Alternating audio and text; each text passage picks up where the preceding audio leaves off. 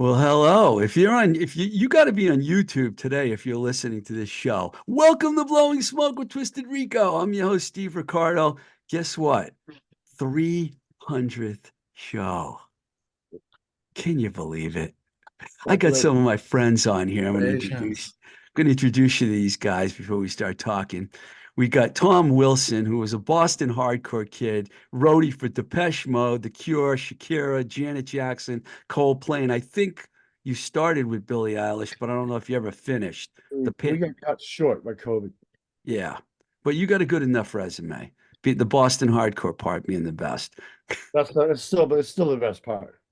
The And we most got exciting. we got Good. Chris Conway from the Gypsy Moths, who the reason I wanted Chris here is not because I don't love the Gypsy Moths, but because he also used to work for a record company, former Taang Records, do-it-all guy. Curtis Casella called him the best employee Taang ever had. Wow. I I appreciate that. That means you'll be my first guest to say good things about Curtis. You know what the best thing about me working at Taang Records was? Meeting Tom Wilson. We're going to talk about that. And last but not least, oh, he's not driving. Oh, he is driving. We got the one and only Dorchester's own Herb Morsiglio. Hey, thanks for having me, Mr. Rico. How are you doing? My great man, you engineered so many of my shows down at New Alliance that I thought I would be interested to have you on with us here. And thank you, Herb, for everything you've Thank you for done. having me, and congratulations. 300 is a big number, man. Yeah, I don't even know if I knew I could get to 300, but now the bar is being set way higher, man. Going to go much higher than that. But I wanted to have, Chris and Tom on because I know you're both musicians, but I like you guys because you're behind the scenes too. I want to have a more of a behind the scenes kind of thing. And because of your record company experience, Chris, and because of your roadie experience, Tom, and Herb is like, done sound at clubs and stuff, you know, and plus and engineered. And did you ever record any bands, Herb? Like to record? Not a lot of recordings, but I did do radio for a really long time. EMF. Yeah, WMF. WEMF. Good. So we got the behind the scenes crew here. Um, Chris and Tom. Tom, I'm gonna let you go first. I imagine you guys known each other the longest, I think, on here. Did you guys meet in the early Tang days? It, yeah, did we meet at Chase Ave or was it previous to that? We met at Chase. So I started my time at Taang like late summer of '88, early fall '88. A classmate and friend of mine from Emerson, Jim King, was working there and had brought me out there to hang out a few times. And Emerson had a great internship program where you would have credit, you'd get credit for a full class for an internship. They had to approve it, but and Jim had gone through that process at Emerson as well. So Taang was kind of approved, and Curtis was, had Emerson connection as well. It might not have been the first day, but my memory of meeting Tom, he was living out there. Chase Avenue was this house where Curtis had operated the label out of. Was I that think the place with a basement? that we Yeah. had most of the office and the warehouse and with garage and basement. I hung out there once. I A hung out there basement with once. window. Sun Yeah. came in. It was, Yeah, I was a hung out there once with Evan and Curtis, believe it or not, and a friend of mine who was a stripper. It was a really good combination of people, but I do remember that place. But go ahead, Chris. Sorry. Yeah, he was certainly Evan was certainly a presence out there. But it may not have been the first day, but my memory of first meeting Tom was we were there, packing up. I think like the Hard Ons record, Jerry's Kids, Kill Kill Kill. These like there was a series of records that were coming out right around the time that I had started, and we're out there packing up some stuff for distributors, and then me and Tom, Curtis, and it might have been Kevin Hall too, who lived there, knocked off and went to like some junior high around the corner and went and shot hoops for a while. And that's the first time I sat and shot the breeze with Tom. I'd seen him, going to shows. I was 18, 19 at that point, so I wasn't really graduated to, the nighttime 86? all the way. What was that, like 88. 86? This is 88. 88. Yeah, so I Okay, was yeah. 19. But that's my first memory of Tom, is on a basketball court in some elementary school near Chase Avenue. We were shooting hoops. He was off tour at the time. Newton? The house, and Was that like Newton? yeah, it was. West Newton, right near the Waltham line, right there near Moody Street, kind of. Yeah, exactly. Yeah, because Tom and I were talking beforehand, and the first Gangrene record came out on Taang in '84, so I knew it had to be after that. So you started working at Taang around '86, then, right? It was 88. Oh, '88. Yeah, like late summer 88 or so. And that's one of my first days out there, is when Tom happened to be on a break from wherever he was at in his tour trajectory at that point. And so we met very early on with me being there. Now, Tom, you lived at that house for a little while, right? Yeah, I lived at that house. I had been in Santa Cruz as part of '88, but I moved back to the East Coast because I was waiting on a tour, and I had a tour lined up, but it hadn't had 4 months before it was starting. So I came back to work for Curtis and do whatever menial tasks were needed to be done there. You were actually a Taang employee too? I was a Taang employee. I did a lot of calling the stores, cold calling record stores, getting stuff sold directly to the stores, office work, printing, boxing, shipping too.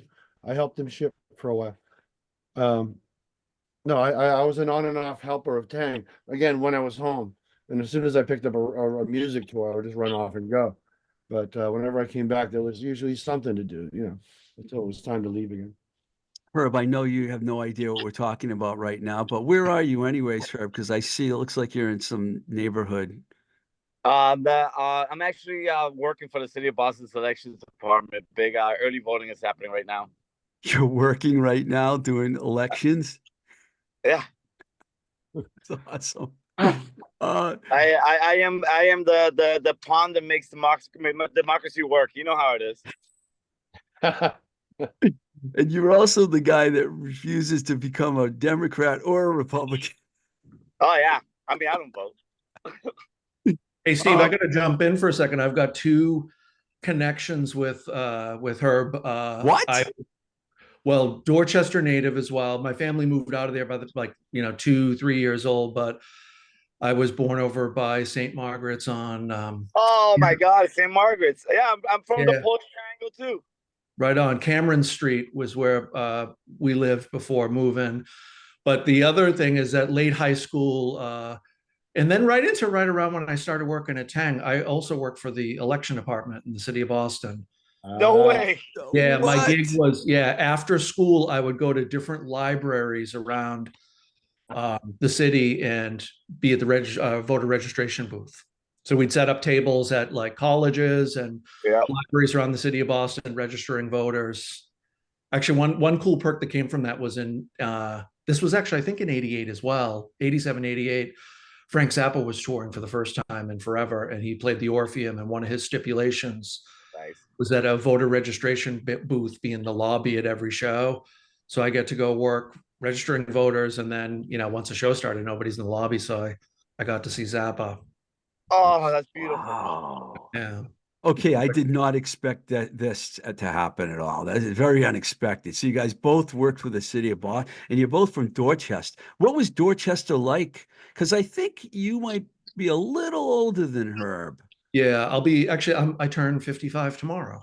You do not look that old, Chris. Congratulations. Thank you. Herb's like 35, right? Yeah, around there. Right on. Yeah, my time in Dorchester was brief as a resident. My family moved out, somewhere between 2 and 3 years old, but my dad was from there, and my grandparents are still alive, and lots of cousins and aunts and uncles. So, stayed familiar with all the parish neighborhoods for sure to this day. And you guys are big New Kids on the Block fans, right? Absolutely. Wait, I'm fans of their old road crew. I used to hang out with those guys. They were Really? Well, they were Boston based. I would be home from a tour, and a couple times they were home from tour. We never worked together on the same tour, but sometimes guys like that get together, and really good things happen. Meaning, bad things happen too. But yes, I can't stand their music. Sorry, but they're road crew guys, Mike Damish and those guys. Wow. You know, Andrea Gillis is on my show, was on my show, and she grew up in Roxbury, really. And then she moved to Dorchester. And she told me she used to go to the projects where New Edition lived to try and meet those guys.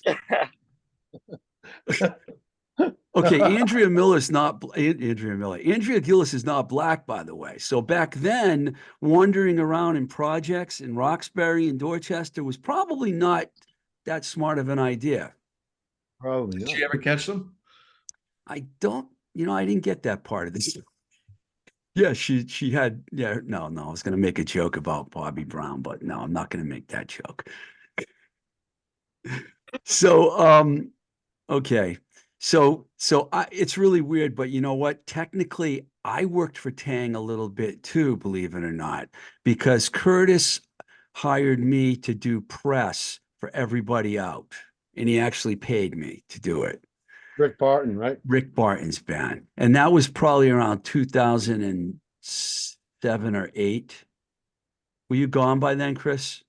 Yeah, I was there from 88 until 94. You know, Curtis had gone out to San Diego a couple of years before that and set up camp and had another shop. So there was a couple of years there where the label offices and record store were still happening in Harvard Square. We had moved out of the House of Newton at that point, but he was mostly based out of San Diego. And so he officially left. He'd be able to tell you the date, but I'm going to say like summer to fall of 94. Was about And I had gotten another gig. You know, I was staying back. I was staying back in Boston, so I went and got another gig. And I had left, you know, amicably, but I'd left before before he packed up the final truck and went out west officially. 94. Hey, Steve, Chris, and and Tom, dude. Thank you for having me. I gotta run, but like, congratulations again, Steve, dude. Keep up the great job, and I'll be tuning in, brother. Love you guys. Thanks a lot, Herb. Take care, brother. See you soon. Nice to meet you, man. Have a good one. All You right, too. brother. I wasn't sure if Herb was going to bounce on or not. Look, I just want to say something because then I'll just be thinking in my head that I might have said something wrong. I don't want to imply anything about Andrea being white and going to the black projects like she was going to get attacked or anything. I Oh, well, wasn't. I was just saying for a teenage girl to do that, it was kind of a daring kind of well, move. I didn't. I mean, I grew up in like Waltham and Watertown. I was not an inner city kid, but as soon as I was old enough to, get into any show or get involved in anything, I was in the city all the time. So I had eyes in the back of my head, I guess, everywhere I went. Not just Roxbury parts of the town. But yeah, it must have been a little unsettling back then. Sure, Yeah, why not? unfortunately, Boston's not has a reputation, when having Yes. some problems as far as race goes, Well, Well, Boston was a most different folks place keep them then. to themselves anyways, neighborhood by neighborhood. They keep to themselves for the most part. What was that, Chris? Yeah, I didn't mean to talk over you. I was just saying Boston was a very different place then. There's a great documentary. I want to say it came out like about 2 years ago on PBS, part of the American Experience series, and it was about the busing era in Boston. And Busing. yeah, and it's just an extraordinary document with some, some real lights in the rearview mirror shining on some of the elements of that were reality in the city back then, or in the city of Boston back then. So we all have a long way to go still, but like it was a very different place then. And as I mentioned, my father's family was from Dorchester. My mom's family was from South Boston. My grandmother lived in her apartment in Southie until she passed away in '89. And we were very present over there. And there's some, not to sidetrack too much into this stuff, but there was part of that busing documentary. They showed footage of some, really unspeakable graffiti that was just the norm on like the wall at the L Street bathhouse. And one of them popped up and I kind of stopped in my tracks. I'm sitting on my couch, but like I saw it, I'm like, oh my gosh, I remember that, like driving past that on the way to Nana Sullivan's to visit her. And you know, I knew it was wrong when I was a kid because my parents would have taught me that, but it was very different society and city back then. When I was at Framingham State, we in the media department, we had a project where we went to Jamaica Plain and Roxbury and interviewed old people that lived in the neighborhoods. It was a little scary, I got to admit. I wasn't used to that, you know. I mean, I grew up right outside of Worcester, and when I went to those neighborhoods, I couldn't believe it. It was like 81-ish around there, 81, 82. And now Jamaica Plain, it's like it's the place has changed so much. You wouldn't even think it was the same part of the city. It's Oh, like there's probably even remarkable. there might even be an art gallery on Central Street in JP by now. I don't even know. Oh, Oh, there's art, record store. You know, my friend Alvin lives there. A lot of people live here. Joni Lindstrom. A lot of people live in that area, and it's a cool neighborhood. In fact, Alvin and I even went to a house party. Herb was he invited us. He's gone now, but we went to a house party in Roxbury. This is Yeah. like about a year ago, and when I had moved back here, and it was totally cool. We're in the middle of a neighborhood that was mostly a black neighborhood, but a bunch of white kids lived in a big house. And it was like, wow. And they're like, yeah, it's no problem for us. Everything's cool. So Boston has changed a lot. I Not, lived in JP from 96 to 2001. I loved it there. And Jim King had a place there for years too. So I spent a lot of time there. Hillside Street, right, Tom? Hillside, Yeah. notorious. Those stairs got difficult late at night. Over there. Too bad I Yeah. didn't want one of those seats that just kind of went up, right? the place that I went to when it was Taang, was that Auburndale? Oh, you okay? The clubhouse. That's going back to near the beginning of Tang. The first few So, years of Tang. Well, I was around for the beginning of Tang. I should mention it now. I met Curtis through a work associate. I was working in an office building and just random kind of thing, interested in music. So anyway, we met and he told me I'm starting a label and I'm putting a single up by this band Gang Green, but I only have enough money, cash on hand for the vinyl, I guess, and he couldn't do the sleeves. So I helped him get some printing ideas together. Anyway, and we kind of hit it off. So I was around and sort of watched him do his step by step on the first record. birth of the label Wow, that's on a very cool. tight budget. And we had a lot of fun. We started going to shows together, and he had a car, I didn't, but we started hanging out. That was how I started seeing hardcore shows. In 83, I worked at WICN in Worcester, and Curtis was a DJ there too. And Shred was there too. But I was on 2 a.m. to 6 a.m. So I didn't really see very many people. I just saw a bunch of records that I could play, you know? And I still remember my grandmother would listen to my show, Nani Rose, she's long gone. And she's like, she would tell me every time I played Institutionalized by Suicidal Tendencies, don't play that song no more, Stevie. I don't like that song. Late night punk rock radio is when you get good phone calls, though, right? Oh yeah, yeah. Worcester's always been a good music town, you know. I mean, there's always been like music fans, I should say. Yeah. Like I was telling someone I saw X at EM Lowe's, which is now the Paramount, and there weren't even 100 people there. It was a Really? theater too. There's nobody there. And Wow. the Unattached opened. I don't know if you guys remember that band, the I remember Unattached. that. Actually, Yep. And so it made me want to look up past AM Low shows. Everybody played EM Lows, like everybody. The list of bands that played there, touring bands, was unreal. And so that's when I realized, wow, Worcester had a lot more of a scene than I even realized. Um, I wanted to Actually, ask you guys about what you think about what's happening in the music world today. Are you guys surprised at the direction everything's gone in since we were around in the 80s and independent music exploded in the 80s and we were like into all these new bands? And now it's like, what do you think about where it's at now?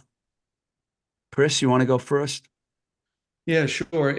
You know, in some ways, it's no surprise because oftentimes technology has driven music and access to it. You know, when you think about when the Beatles broke and how prevalent that became, it was because they were on Ed Sullivan and they were broadcast into homes on a Sunday night. You know, they say that's the lowest crime rate ever on a Sunday night in the history of America and what have you. And everybody that says they saw it and formed a band, or they heard it and saw it and formed a band. And you know, it's not exactly the internet, but it sort of was, you know, and TV was so prevalent and radio. So fast forward to the advent of the internet and social media and streaming radio platforms, regardless of any of their compensation structures and the pros and cons of that, mostly cons. um, you know, technology is always sort of driven where music goes in terms of presence and popularity and all that. So it's not really a surprise. I think it's unfortunate that specialty seems to have kind of become too niche. You know, like when we were coming up, not that you wanted anything compartmentalized, but like indie rock and punk rock and hardcore, like that, the whole independent world had a really special place. And, you know, it was very different from, say, top 40 music or R&B music or jazz or what have you. And now the prevalence of sort of technology driving awareness with music, it's almost the image and the predominance of somebody's presence within those technological platforms is more important than like that great song. And I also think that the platforms like Spotify and Apple, and I'm an Apple Music user. I use, you know, HD track. I use a lot of streaming stuff. I primarily listen to vinyl, but I'm open to all formats, and I like the convenience of streaming music. But it has certainly created a scenario where everything is accessible. You know, like last night I'm making dinner and I felt like listening to the Mad Dogs and Englishmen record. Boom, it's right there. I didn't have to put it on the turntable. You know, I'm streaming it and it's got all the extra tracks and the bonus and all that. But it also means that a lot of the smaller bands sort of get lost in the mix now because you don't have rock radio, you don't have independent sources that you used to be able to seek out and discover things. It's a little harder now. I'm gonna, before you start talking, Tom, I noticed Chris's vinyl behind him. I was thinking it would have been funny if we all got in front of our vinyl. Of course, I didn't think of that, but that would be fun. Since we're all vinyl, we're gonna talk about vinyl in a minute. But what do you think, Tom, about you probably listen to like Spotify or Apple as well as listen to I records, do. right? I do quite a bit, and I'm actually excited to answer this question. It's a good question because it's been on my mind. It's been on Liz and I have lately been saying, wait a minute, is rock dead or dying? And so right away I try to stop and look at it from, yes, my perspective, which is going to lean towards rock, because that's what I always liked. You know, I liked techno music for a few years too, but I got sick of it. But basically, I listen to punk, I listen to rock and roll, I listen to surf and reggae. I don't listen to classical and jazz. I don't care about that stuff. But it seems to me like rock being a force in mainstream culture at the moment seems to have like really subsided. I'm talking drums, electric guitar kind of rock. There's a lot of pop music out there. Yes, there is. I hear it. And yeah, I go into Spotify. There's neo psychedelic stuff. Some of it's pretty good. Some of it is just like I'm listening to the same thing over and over again. So I'm having trouble getting excited about new things that I find in rock right now for myself. Overall, with music, how it's changed, I'm not happy that I guess artists have struggles getting paid for things getting played on streaming services. That I think is an ongoing battle, but it shouldn't be a Supreme Court battle. Everyone should get paid, and I don't think that it's fair at the moment. Ticket prices for concerts are outrageous and getting worse. If Crazy. you're a rich elitist, you can go to any show you want. If you're just a fan, you're stuck watching a video. That to me, that's not as good as a live show. You can't change anything about the greatness of a live show, in my opinion. It's just And nothing like. and then you get all these mostly young women who break their parents for the $400 Taylor Swift tickets. And I'm not bashing Taylor Swift, by the way. I like Taylor Swift, I think but she's a class act, actually. She takes care of her people. But the ticket prices that you touched on, Oh. it's insane. No, it's out of control. It's out of control. Now I have to understand for myself, change is inevitable. I'm going to be 60 years old soon. All this changed. My dad was the same way. He listened to what we were listening to and looked what our culture was, and he was in shock. It was so different from when he was a kid in the 50s or whatever. But now the same thing happens to me. I look back, it'll never be the same. But as far as enjoying music for me, I do venture out further. I'm getting back into electronic music and trance and even ambient stuff. Not only to calm my nerves because I'm getting old, but more from a research standpoint, how does music make you feel? Like David Byrne wrote a great book, How Does Music Work? In the end, it's how does a song make you feel?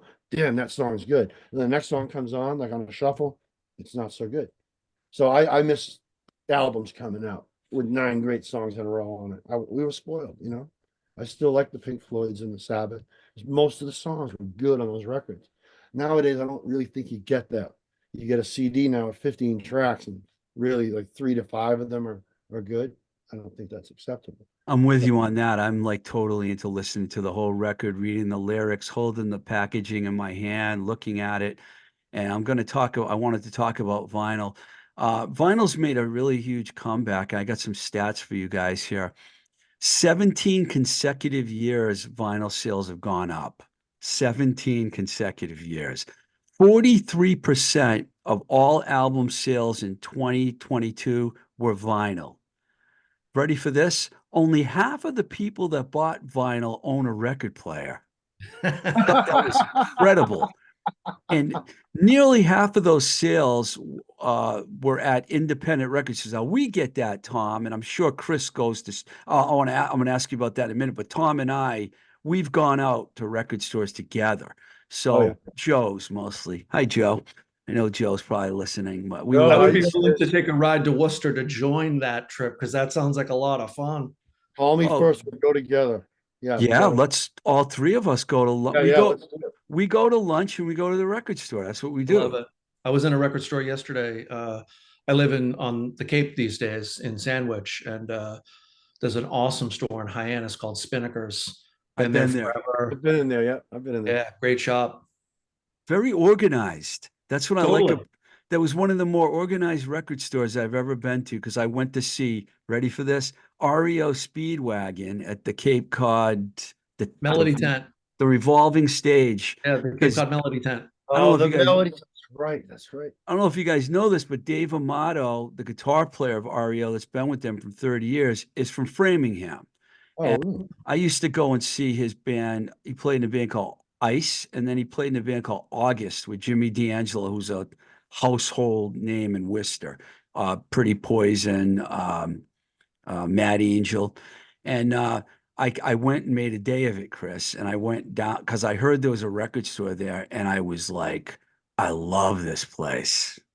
It's very cool. Yeah, and it's funny. I've lived on the Cape for a year and a quarter now, but I've got throughout the years family down here, and my wife's parents live and born in the next town over. So I've got this on and going down the Cape, just vacationing or visiting. And so I've seen Spinnakers through many, many years. I think they've been there 35 years. And there was a point where the vinyl was in the corner, a couple of boxes, CDs everywhere, lots of cassettes.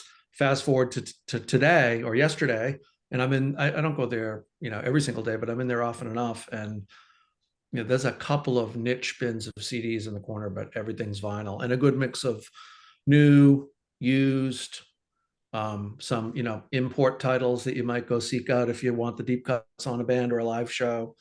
So you almost see the trajectory of the music business through an independent record store's stock. Do you guys remember the last record you bought? Because I do. I bought Newberry's got this Motion City soundtrack sale going on. Tom just left us. He'll be back. And they're selling the I don't know if you like Motion City soundtrack. They're like a poppy punk band on Epitaph. And they I'll were check it out. selling I don't know them. they were selling all their records for $14.99 on colored vinyl. So I bought 2 of those. And I know he's not very popular these days because of some of the things he's done. Roger Waters re-recorded a few songs. He re-recorded Mother, Comfortably Numb. He did like an album called Lockdown.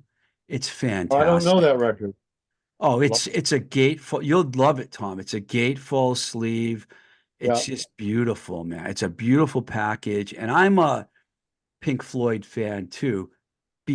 I'm a Roger Waters Pink Floyd fan. Okay, not those three records they put out after, but Animals is my favorite.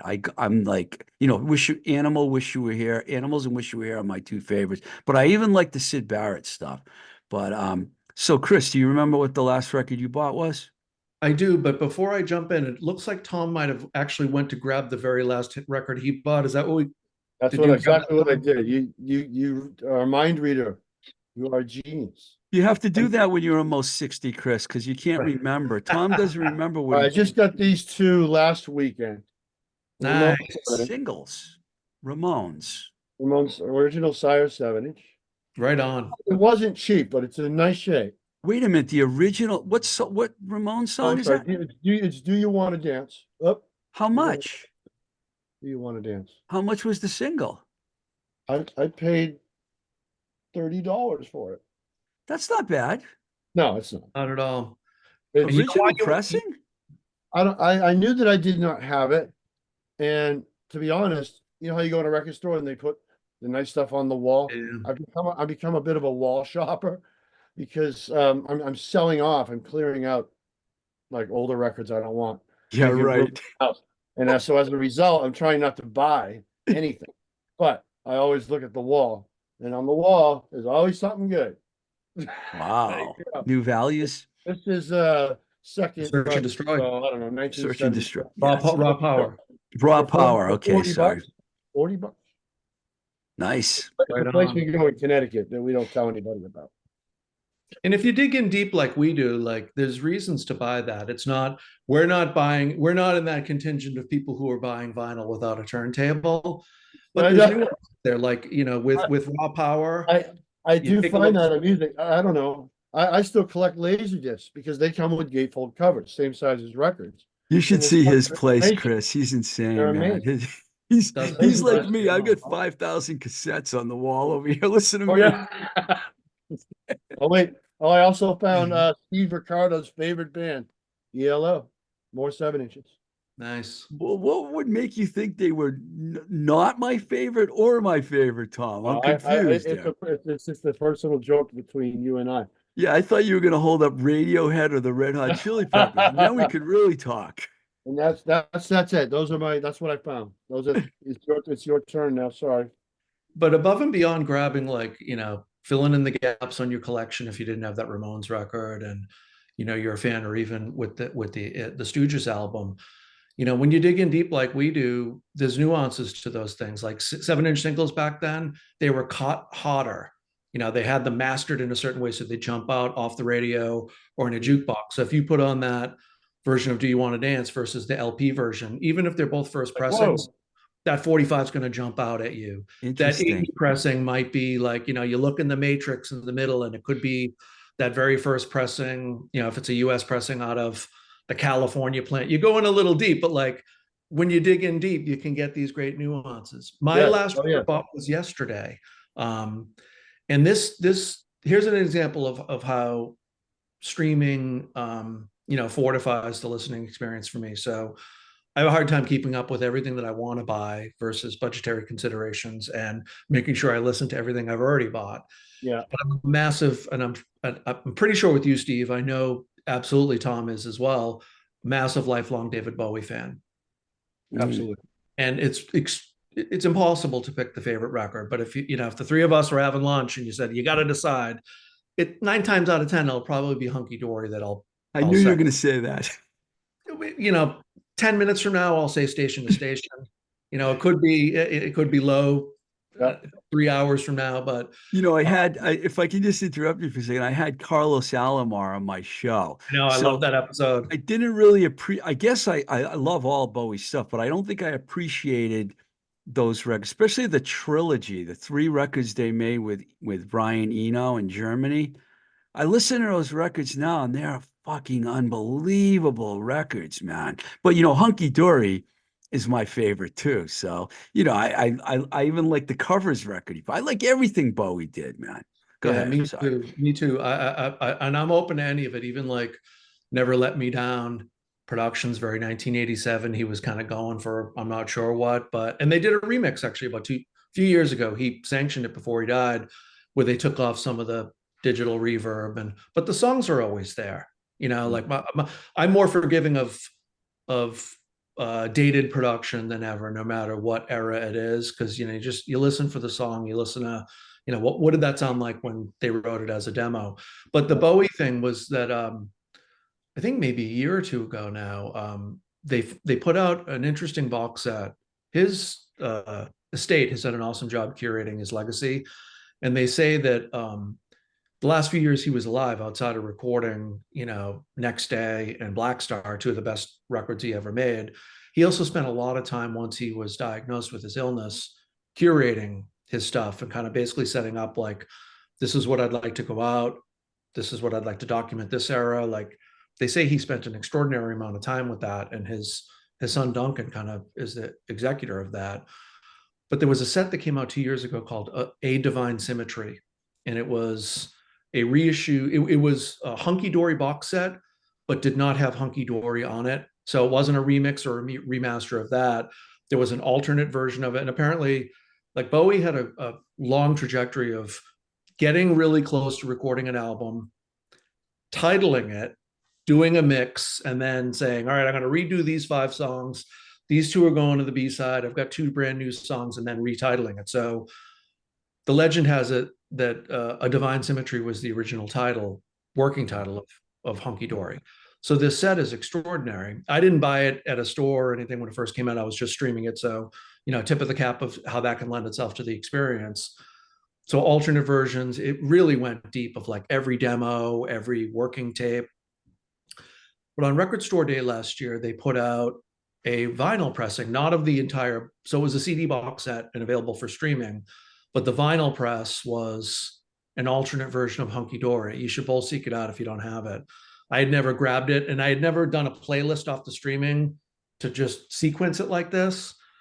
So most of it are these original Ken Scott mixes from the record, and then 3 or 4 of them he redid some mixes, but it was not the original track listing, but the working track listing of before it really became Hunky Dory. Was it just the mix, or did he re-record the songs? He didn't he didn't re-record, but there's some at the and it was all within that time. So like the Booley Brothers has like it's a more stripped down version. Before it became Hunky Dory, he added more stuff. So contemporary wise, like he added more stuff back then. It's nothing added, you know, modern day. But anyway, this is basically it's an amazing vinyl pressing of an alternate version of Hunky Dory. I got to check that out. And it's not like the Hunky Dory remix. It's these working tapes that Bowie had intended to be the record at the time. Yep. So it's extraordinary. Bringing this to modern times, Taylor Swift really opened up a can of worms by re-recording her catalog so she could own the masters. Deep Valley, you know, they're nowhere near as big as Taylor Swift. They did the same thing. I just saw them last week in Somerville, and they re-recorded their first album because Universal owned the masters, and they wanted so they re-recorded the whole album. Before you say anything, Tom, I just want to give you this list I have of the top selling vinyl albums of 2022 because I don't have 23 yet, but this is really interesting. Taylor Swift was number 1, 945,000. So it's probably platinum by now. Then Harry Styles, 480, Olivia Rodrigo, 263, Kendrick Lamar, 254. Number 5, you ready? Rumors, 243. No way. Number 6, Tyler, the Creator. Number 7, another Taylor Swift. Number 8, another Tyler Creator. Number 9, Thriller. Really? And number 10. I have 3 copies of the original Thriller, and I can't decide whether to sell them or not because their value is all over the place. You I'd get sell them them. for $10, and then a week later, someone's bought the same thing for 125. So it's kind of like, whoa, all right. Abbey Road, by the way, was number 10 of the top selling vinyl albums of 2022. The power of the reissue, right? Yeah. Oh I yeah. know Abbey Road had a reissue with a remix that year, and I'm sure Rumors had a anniversary edition, and that's great when they do that. I'm not snobby about that, not to jump in on that, but like there's a lot of in our world people who thumb their nose at a remix or a remaster, but it's just another flavor. Doesn't Nobody's bother me. tear away your original pressing. Like I have a lot of fun listening to those. I'll always go back to my original pressing. I've got this awesome I'm a Beatles fanatic. It's my favorite band. So I've got this amazing UK, London plant first pressing of Abbey Road that's like nothing's ever going to sound like it. But that remix that came out a few years ago that's number 10 on that chart, Yeah. I listen to that plenty. Why not? What's your favorite Beatles album ever, Chris? Oh gosh, the last one I listened to, it's always going to be that. So the last one I listened to was Beatles for Sale, but Going back. if I throw on the White Album, it'll be that. Yeah. What about you, Tom? Revolver for me. That's probably my second favorite. White Album's my first. Taxman, I think, was the song as a kid that made me really like them. That I really, like, whoa. I Okay. think after Help, everything after that was just so high on my list. They just started getting more experimental and everything. No doubt about that. I mean, Revolver's the best record ever made by anybody. I'll get. There's an argument, but there's a lot of people that'll say Sgt. Pepper. It's a hard one to beat. Yeah, there's a lot of people that say Sgt. Pepper is the greatest Beatles album. I mean, you could argue all day about this. White Album, side 2 of Abbey Road. Who the hell has ever done anything that good? No doubt. There's so much good stuff. They did tons of good stuff. They were a factory of writing material. They spit it out constantly. It's unbelievable. I have several Beatle records, but the most valuable one I have is it's a Sgt. Pepper German red vinyl or something like that. A lot of them aren't worth a lot of money anymore. Have you guys noticed that? I haven't sold any of my Beatles. I only have 35 records and there's duplicates in there because I'm not a huge collector of the Beatles.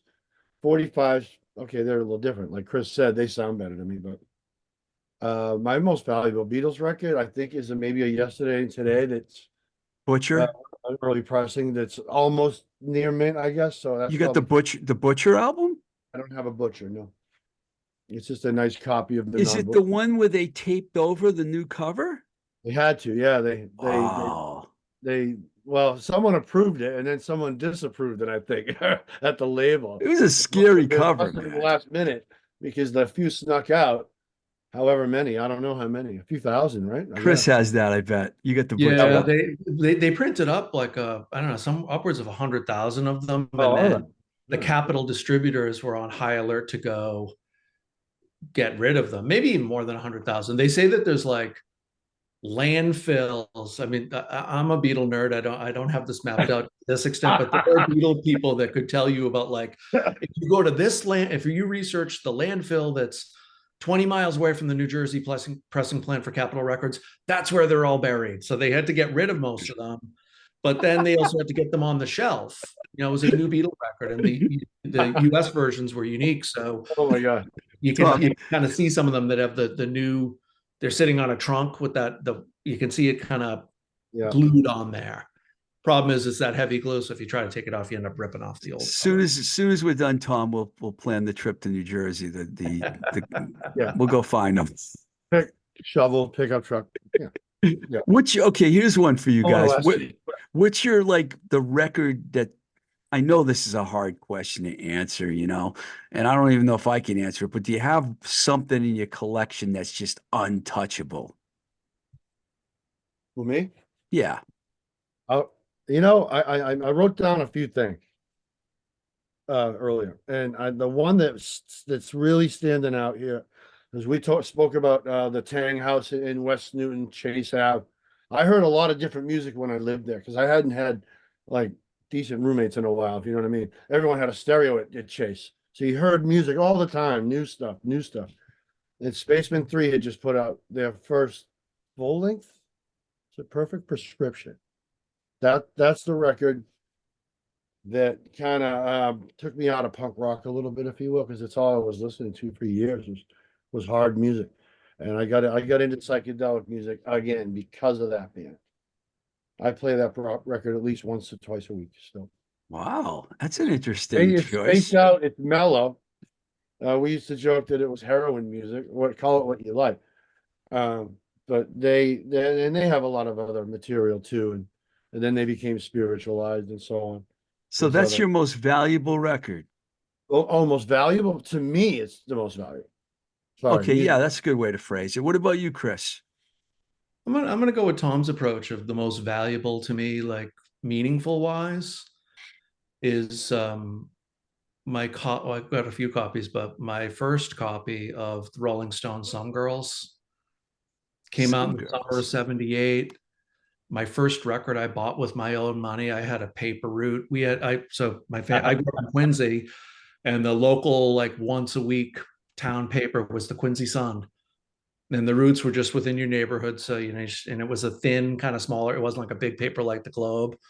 So you could get on your bicycle and do the neighborhood route. And that was my first summer having the paper route. And there was a great record shop in Quincy Center called Jason's Luggage and Music. So you'd walk in there and it was a proper record store, luggage, and then like a couple of walls of like really cheap guitars. That's awesome.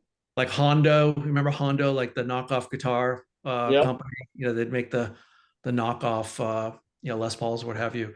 But anyway, yeah, I marched in there and once I had done 4 or 5 weeks of the route, had enough change to, I think I actually probably had like a little bag of change, put up, counted it, and got my copy of Some Girls. And it's probably not in the best shape because I didn't learn to take care of my records until later on. And my parents had one of those console stereos that like you put like the 6 records on the arm that would drop them one at a time, play the Wow. sides. Yeah. Oh yeah. Um, those were so popular. That's why a lot of those double albums that you find within a certain vintage of late 60s into the mid 70s, sides 1 and 4 will be on one vinyl platter, and then sides 2 and 3 are on another. Yeah. The reason that they formatted it like that was because those turntables or those stereo systems were so predominant that you could stack like record 1, side 1, and then side 2 would come after it. So yeah, my copy of Some Girls, that was kind of my first one for me. I had some family members that gave me records because I was a fanatic from the moment I could talk and walk. But that's the one that I hold nearest and dearest. I have two, and I bought them both, when I was in high school. Uh, um, Television, Marquee Moon, and Queens of Noise by the Runaways. The problem with me back then is I was pretty stupid because I wrote with a marker Riccardo on the back of both records, and they still have the marker faded out a little bit. At least you wrote on the back, not the front. Yeah, but I would never sell those records anyways. To me, Marquee Moon's a perfect record. I mean, I would never, and Queens of Noise, it's my favorite Runaways stuff too. So definitely. Okay, here's what I'm going to hit you guys with. Now, this is going to be good. By the way, I should have mentioned that aside from my 2 flawless copies of the Gypsy Moths albums that I have, they were to give you a little plug, Chris. The Gypsy Moths made my top. Yeah, Gypsy Moths is on my list. Gypsy Moths made my top 20 of 2023. I don't know if you know that. I do know that. I know. Twirl-a-whirl, Tilt-a-whirl, yeah. Tilt-a-whirl. Yeah, good stuff, man. I was listening to your show because I'm a fan of the show, and I like your approach to music and how you talk about things, and you've turned me on to a lot of music sincerely over your time. Back then too, like I was a giant records fan, so I didn't know it was Steve Riccardo, but I was very label loyal. I was a huge Government Issue fan, so if there was a record coming out on Giant, I'd be like, all right, well, I don't know this, but it's on Giant, I'm gonna grab it. But I was pleasantly surprised. I was driving, listening to your top 20, and then lo and behold, our tune came on, and I was beaming as I drove along. So thank you for that moment. And for you guys make really good recordings, man. You guys are really good. Do you do that with Ed? Yeah, we record everything with Ed Reamer. Ed Reamer, yeah. Ed was the bass player for Band 19. Yep. He was in the Stardarts. He's played in Richie Parsons bands for a long time, but he's got this amazing studio. Him and his wife live in Canton, and they've got a barn old horse barn behind their house that he's just collected gear over the years, and he's an amazing engineer and amazing musician and has a great musical ear. And so he has this awesome setup at his place. It's, part digital, part analog. There's a tape player there, and he's got this amazing console, but he's got great technology as well in terms of, properly recording things digitally.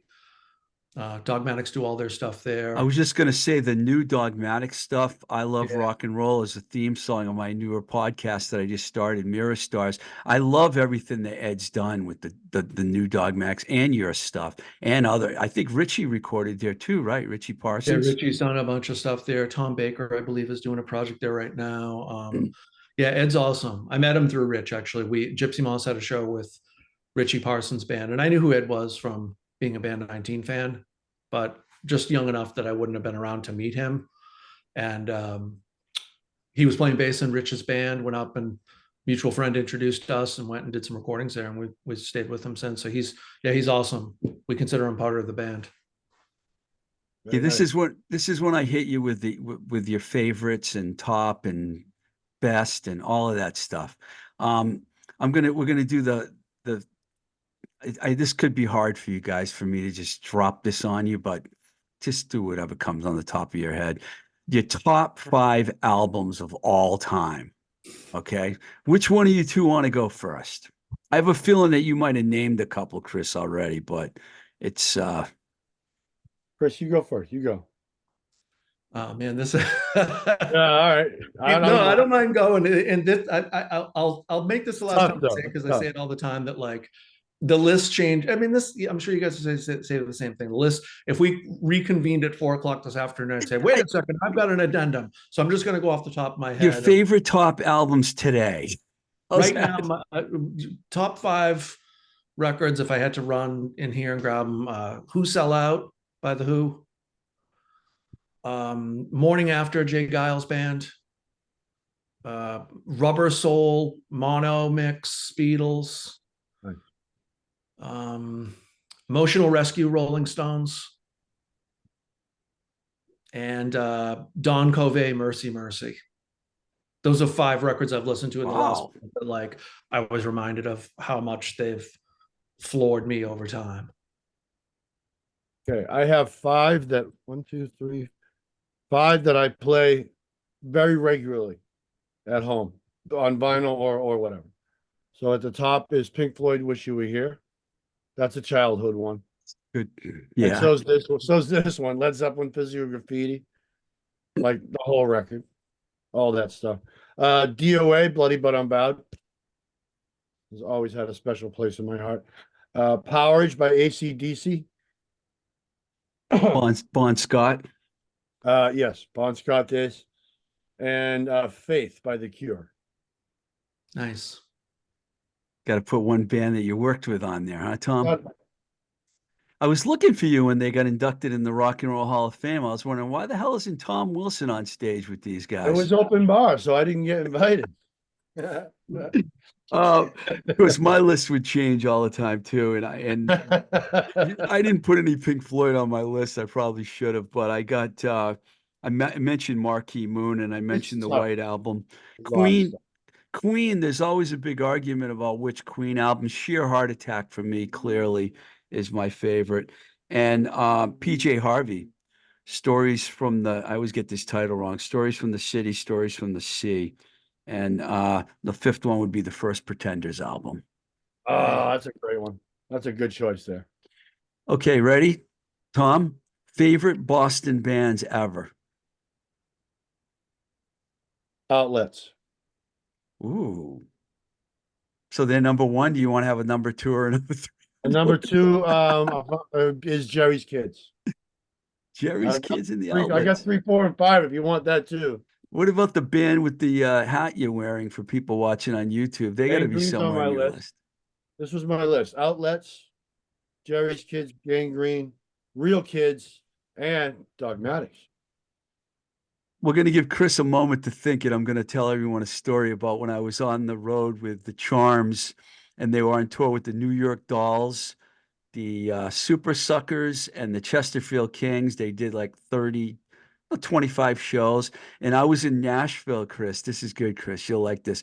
I'm in Nashville hanging out, drinking wine when I used to drink backstage. And it was like a who's who of all these people walking through. We're in the dressing room. Tom Peterson comes walking in to say hi to the Charms. But the highlight of the night was I look up and I hear someone go, Riccardo. And it was Chris Doherty and Tom Wilson were in Nashville and they walked backstage. Of course, I should have put two and two together. Darren Hill, New York Dolls manager. You know, there's a lot of connections there, but that was a great night, Tom. Well, Yeah, it what was a a story. terrific evening, and I had never seen the Dolls until that day, till that night. I was floored. I was so happy I got to see them. Yeah. And Yeah, I got to see a lot of the dates on that tour. That was good for me. I saw Detroit and Cleveland, like really good cities to see the New York Doll. You know, it was only Sylvain and Johansson, but still, you know, it was a good band. They were really good. And the Charms opened, so I was there with my band, so it was good. All right, did we give you enough time, Chris? Of course we did, because you have a Yeah, ton of I'm just gonna. I wasn't thinking about. I loved your story. I'm just gonna wing it like everything, like the previous questions. Cave Dogs, who cave I'm Nice. dogs. That's a good one. thrilled to be going to see. They're coming back and doing a couple of reunion shows at the Ballroom. Really? Thrills? What's that, Tom? Thrills? Sorry. No, I love Thrills, but I was saying I'm How thrilled did you that get thrills out of cave dogs, Tom? I said I was thrilled that they're coming back. Gotcha. I do like Thrills, and I like that City Thrills record too. Yeah, Cave Dogs, amazing, huge band for me. Love them when they're around, and then when I can catch them when they do the sporadic reunion, I'm delighted about that. Neighborhoods, another huge band for me, and Neighborhoods were one of those. Like, I'm gonna have to say that they were like, and we're taking the Cars and Giles and all that stuff off the mix in terms of local music. I lived and breathed by radio as a kid. I think I talked to you a lot about that when I was on the show last time, Steve. Yes. And, um, before I discovered college radio, I call it weekend BCN. BCN was adventurous at night and during the day and all that, but like Saturdays they'd up the ante a little bit. And I'm not in school at that point, so I'm like got my radio with me all day and it's pre-Walkman, so I've got it on at home or walking around with like a little transistor radio, and I'm talking to like late 70s, and so things like that, they so skillfully weaved it into the playlist. So you'd hear No Place Like Home or Prettiest Girl right after the new Rolling Stone single, or Elvis Costello, whatever they were hyping at the time or really playing a lot. So Neighborhoods, 100%. Lemonheads, I'll throw that up there. And I love all the eras of Lemonheads too, like the Ben Diley, commonly known as the Taang era, but the Ben Evan. My favorite's Creator. That I'd have to say that's probably my favorite. That's not only my favorite Lemonhead record, it's my favorite Taang record. Corey's on Creator, right? He is. It's right before he came in, so it's a really unique lineup. So Creator is Evan and Ben and Jesse, and John Strom. John Strom. And his drumming is extraordinary. I mean, John, he was the guitarist for Blake Babies. He's a multi-instrumentalist. He's put out, he had Antenna after Blake Babies and some great solo records, but his drumming is just fantastic. Tom is a drummer. There's a tune on there. I know you've heard it a million times, but there's a song on that record called Out. It's one of Evan's songs. There's just these fills on there that are like kind of Keith Moon, kind of Bill Berry REM, but like he's just swinging. It's just, so the musicianship on those early records to me gets overlooked. They were certainly an amazing melodic. I love band. But yeah, the songs were amazing. So the Creator from Lemonheads. Actually, I have a quick sidebar story about Creator that I love to share. It's right before I met Curtis, right before I went to work at Taang. One of the best shows I ever saw was It was the Creator record release party. It was at Axis, and Moving Targets opened up. And the Targets were kind of in between at that point. Like it was 2 years after Burning in Water. Chuck was on bass at this point. Leonard was out of the band at the time. It was a year and a half or so before Brave Noise happened. Todd Phillips on bass? No, Chuck. Chuck. What's his last name? Drums. Todd, No, I it know. was Pat Brady. So it wasn't Yeah. when Todd was in the band. Pat Brady's on drums. It was Target's trio, but not Leonard. And I'm still living at home in Quincy, no car, in there with a couple of friends. I think the friend with the car had left early. I can't remember exactly the circumstances, and they'll probably yell at me later when I run into them. But end of the story is Targets play, blow me away. Lemonheads, even more so. Walk out of Axis, trains are closed. So me and my friend that remained at the show with me walked home to Quincy from Axis. What?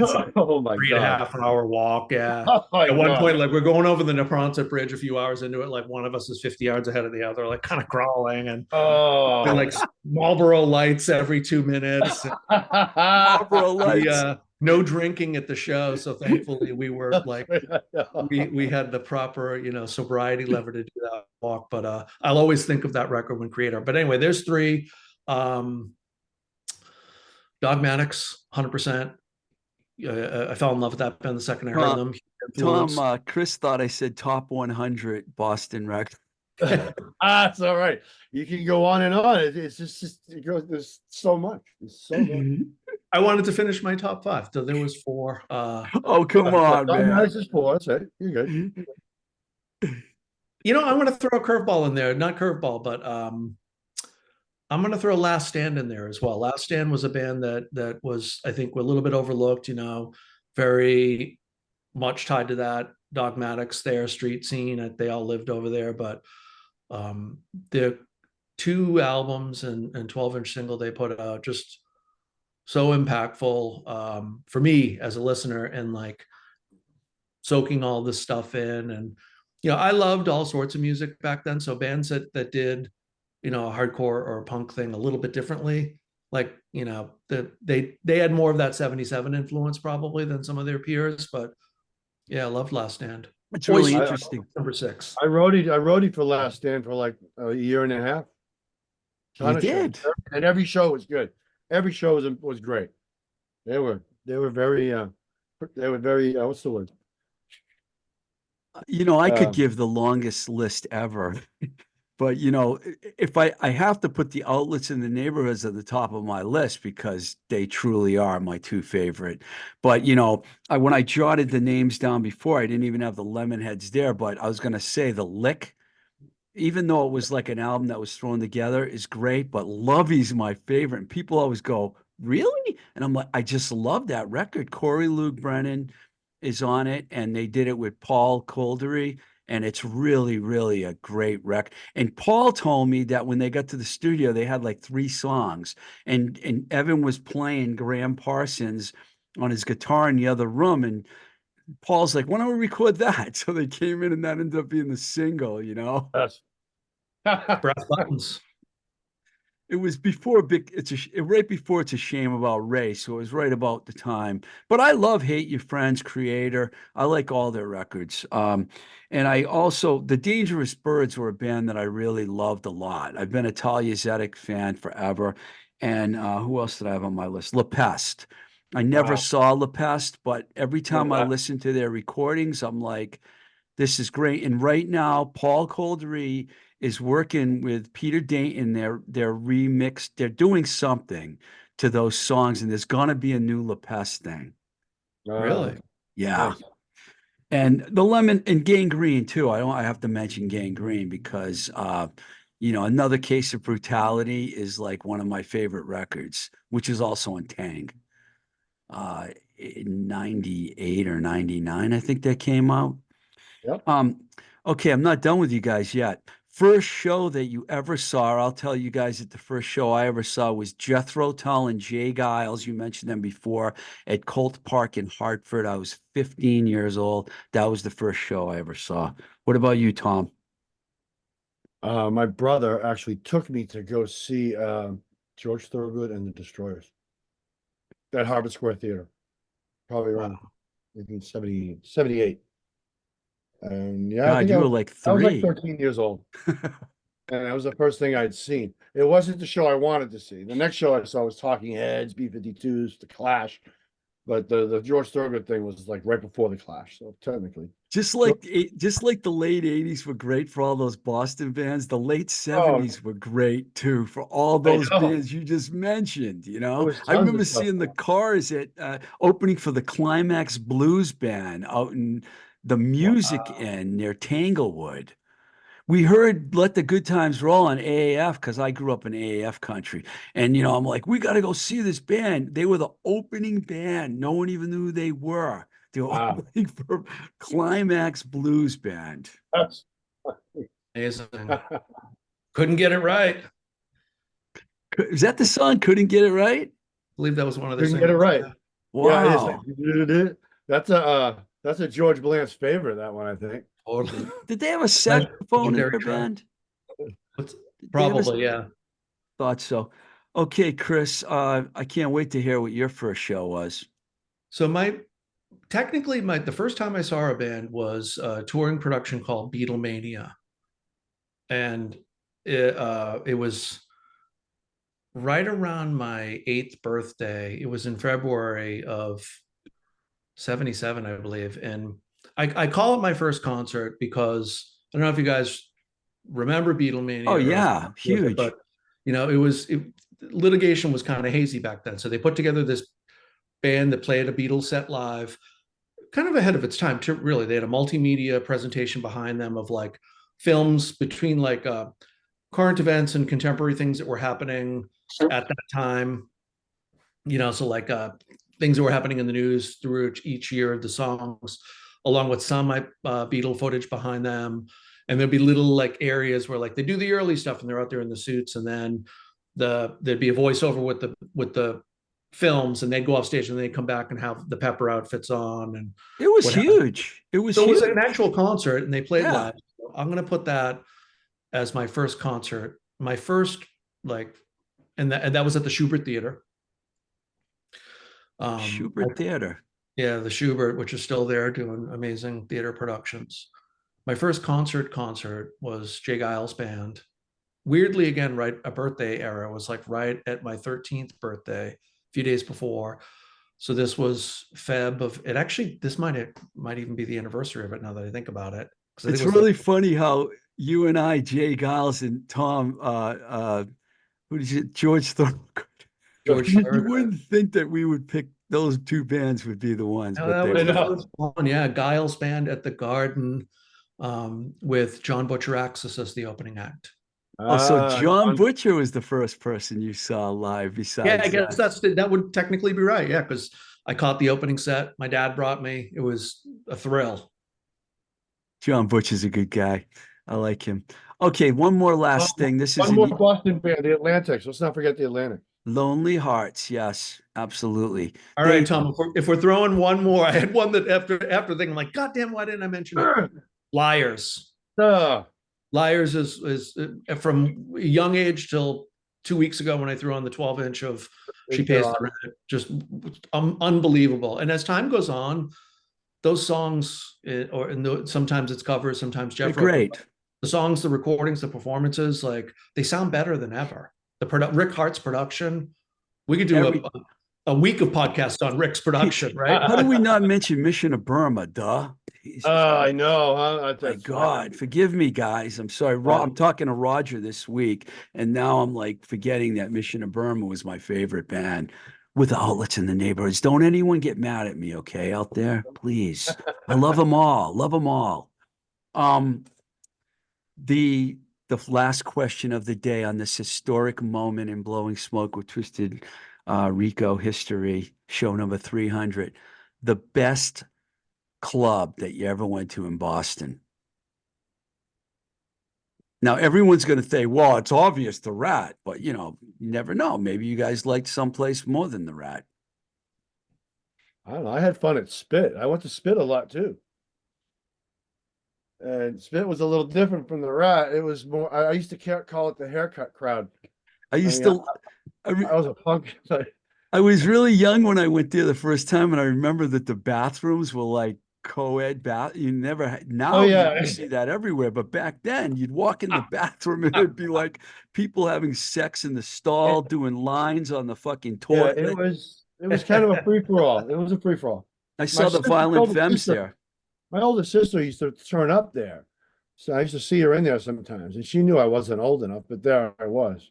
But I saw good shows there. I wanted to see the shows. That's why I kept trying to get into the club. 999 I saw Violent Femmes. Yeah, I saw that. We were probably at that show together. Was it in I think we 80, were. I think we 82 or 80, 83, I think it was. 83. It was Yeah. their first Boston show. Because when that first record came out, I was like, this is the greatest record ever. It really hit It's a hard. toss up. It's a toss up for me. I mean, Spit and the Rat. Those were kind of my main two places. The Rat, a lot of my employment came out of that place inadvertently too. So I'll always remember it for that. You know. What about you, Chris? I'm going to do a tie like Tommy did. Channel would be one, for in a certain place in time. So they were, the place that would have all ages shows. So whether that was going to hardcore shows and discovering that whole world, or like the BCN lunchtime shows where you'd get to go see the Fuegos at noontime, and it was all ages. So Channel was a huge club for me to go to discover a bunch of bands. And then once I got like an ID and being able to go to shows, because by the time I was 21, they had closed up shop. But then also some of my first, professional DJ abilities were there too. Like I was a ERS DJ, so I got hired to fill in for folks to spin at shows at the Channel. Then I had a regular gig at Necco Place when they added that second club adjacent to it next door. So Channel kind of holds a place in my heart because I got to spin there a little bit. I wasn't a regular DJ, but friends would let me fill in or ask me to fill in when they couldn't make it. But I'd say as just all around my favorite club of all time was TT the Bears. You just took all my fire away from me, man. I was waiting for Well, no one. I'll pass over the fire to TTs. you. My favorite thing about TTs, other than the amazing bands and the intimacy of it, was that I loved that setup that you could walk in and either go into the room and get crowded and be right up front, or you could go into the bar, still see, or if you really like, I don't love that middle band on the bill, I'm going to go take a break and go shoot pool for a little bit and be a little further back, or you just needed a thing. I love the dynamics of that room. I got to play there a few times. It was a thrill to play on that stage. Anybody would walk in the dressing room there too. It didn't matter who who was in the dressing room. People would just walk right in. Totally. TTs and the Rat were my two favorites because you saw the way I reacted when you said TTs.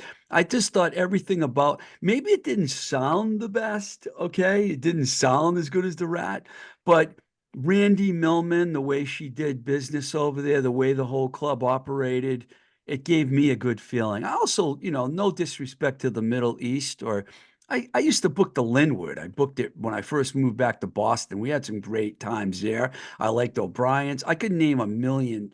Boston's has a history of great clubs, no doubt about it. No doubt.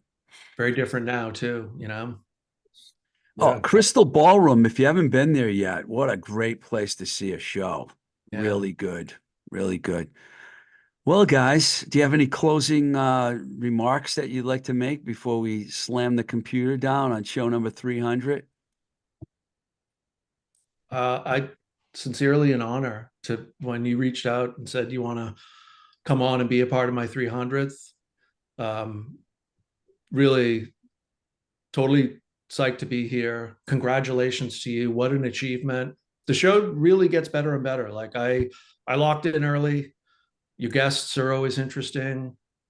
Your conversations are great. It's music focused, but there's all sorts of stuff around history, and you throw in top 10s and all that. So I applaud you, Steev. You do an awesome job. And to be able to kind of co-pilot this with somebody that I'm so fond of for many years, Mr. Tom Wilson, sincerely an honor. So thank you and congratulations, Steev.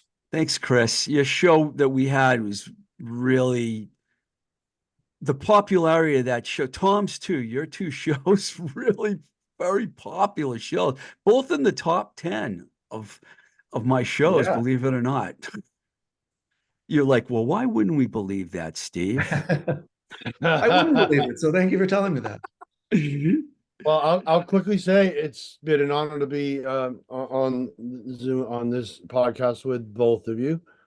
Good to see you, Chris. We must hang more. Let's do the Worcester thing. Got lots of stories to tell you. Absolutely. Long overdue. I've always got stories for both of you guys. Congratulations on 300, Steve Riccardo. And I'm between gigs. I'm looking for a gig. So I'll let you know. I'll let you know. Oh God, hold on a second. I'm like, I discombobulated myself. Okay, here we go. Because I'm gonna just, do my thing here. Ready? Thank you for tuning in. This is Blowing Smoke with Twisted Rico. I'm your host, Steve Riccardo. Till the next time we say goodbye. Ready, guys? Keep the rock and roll alive. Alive. Take care. Thanks, fellas. Be safe.